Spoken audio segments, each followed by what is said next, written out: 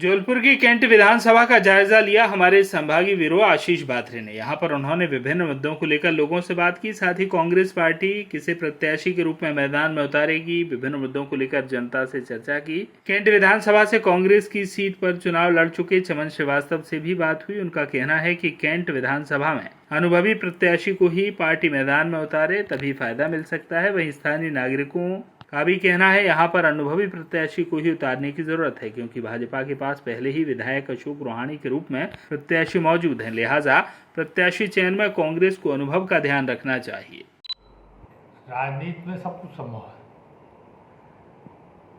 अभी अनु जगत बहादुर सिंह जी ने अपना नाम वापस लिया, उनके अपने व्यक्तिगत कारण थे जिस कारण से उन्होंने नाम वापस लिया। अभी हमारे नौजवान साथी लगातार प्रयासरत हैं, कर रहे हैं कोशिश। अब देखिए किसके भाग्य से छीका फूटता है, किसकी लॉटरी निकलती है। तो कैंट विधानसभा से आपको टिकट मिल सकती है या मिलेगी तो आप लड़ेंगे? कैंट विधानसभा में आवश्यकता है किसी अनुभवी आदमी की। मैं आपको थोड़ा पीछे ले जाऊँ कि जब मैं चुनाव लड़ा उस वक्त माननीय ईश्वर दास रोहाणी की डेथ हो गई थी और वो चुनाव सिंपैथी के कारण मैं हार गया। लेकिन सिंपैथी के बावजूद भी मुझे 30,000 वोट मिले थे। एक अच्छी खासी मतलब झुकाव सिंपैथी के बाद भी पब्लिक ने मेरी तरफ दिखाया था। अगर मुझे मौका मिला और उसके मेरे अलावा जो भी प्रत्याशी लड़े उस वक्त कभी कोई लहर नहीं थी, सिर्फ मेरे टाइम पे ही सिंपैथी लहर थी और उसके कारण से चुनाव लूज़ करना पड़ा। अब अगर मौका मिलता है तो पार्टी समझती है कि हाँ, क्योंकि यहाँ पे एक अनुभवी आदमी की आवश्यकता है। नए नए लोगों को उतार करके पार्टी का ही प्रयोग कर चुकी है। अब अगर पुराने में से उतारा जाए, अनुभवी को उतारा जाए तो रिजल्ट भी अच्छा आ सकता है।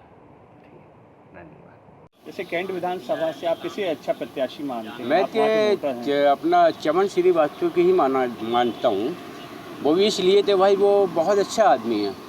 कभी ज़रूरत पड़ जाती है तो वो काम बताओ तो आधी रात में वो आदमी आके आपके पास खड़ा हो जाएगा। बहुत गुड आदमी है वो, और मैं तो यही चाहूँगा देखिए। जी भैया। हाँ, भारतीय जनता पार्टी से तो अशोक रोहाणी जी को टिकट मिल रही है, क्योंकि रनिंग नेता है वो, उनकी पार्टी रनिंग में चल रही है। और कांग्रेस से चिंटू चौकसे को टिकट मिलनी चाहिए, जिसका कारण ये है कि वो बंदा आज से 15 साल से कांग्रेस की सेवा करता है और जनता की सेवा करता है, और वो समाज सेवी भी है और धार्मिक कार्यों में उसकी लगन रहती है और हर जनता का, हर व्यक्ति का काम करता है, चाहे वो छोटा हो चाहे बड़ा हो। और जब 10-15 साल से कोई जनता के बीच में जनता का काम करने का तत्पर रहता है तो कायदे से विधायक की टिकट का हकदार भी वही व्यक्ति होना चाहिए जो जनता के बीच में रहता है। आपका नाम? मेरा नाम है कुमार नायडू, कांग्रेस कार्यकर्ता।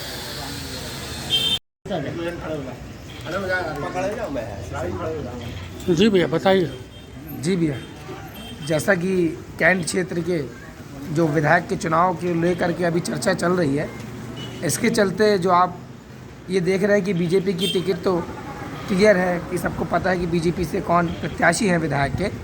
इसी के चलते अभी कांग्रेस को लेकर के अभी हमारे बीच जो चर्चा बनी हुई है कि भैया किनका नाम है, कैंट में कई लोग पूछ रहे हैं इस प्रकार से। तो जैसे कि नाम आता है तो सबके नाम सुन रहे हैं हम लोग, मगर हमारे कैंट क्षेत्र के हिसाब से चमन श्रीवास्तव जी वरिष्ठ नेता हैं कांग्रेस के। इतने समय से चमन श्रीवास्तव जी को यहाँ कैंट की जनता, रांची की जनता और जबलपुर की जनता जो भी है, चमन श्रीवास्तव जी को एक वरिष्ठ कांग्रेस नेता के रूप में जान रही है और विधायक प्रत्याशी के रूप में जान रही है। तो हम लोग का ये सोचना है कैंट प्रत्याशी उनको ही विधायक का प्रत्याशी बनाना चाहिए, और हो सकता है कि वह इसमें सफल भी हों और वह जनता से जुड़े हुए। जी भैया, अभी जो चुनाव आ रहे हैं इसके लिए अभी जो प्रत्याशी यहाँ से होना चाहिए, आपके हिसाब से आप किसको देखना चाहते हैं इस क्षेत्र में? भाई अपना तो हिसाब से चिंटू चौक से है जो कांग्रेस का मतलब एक दावेदार टिकट का। और उससे आपको बहुत उम्मीद है, वही आपके क्षेत्र में विकास कर सकते हैं? विकास करने को, हाँ विकास भी कर सकते, सब चीज़ वही कर सकते और कोई नहीं। अभी आपके क्षेत्र में इसके अलावा कोई और आपके नज़र में? नज़र में। जी, आपका नाम? रवि।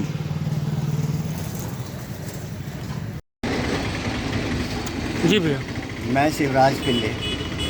अभी विधानसभा के चुनाव हो रहे हैं, अभी टिकट का कोई डिक्लेरेशन नहीं हुआ है। मैं चाहता हूं कि इस टिकट को चमन श्रीवास्तव को मिले। वो बहुत सक्रिय हैं और समाज में उनका काफ़ी योगदान है। वो एजुकेशन से भी जुड़े हैं और यहाँ के जो स्थानीय नागरिक हैं पूरे जबलपुर के, वो उनको सभी लोग जानते हैं।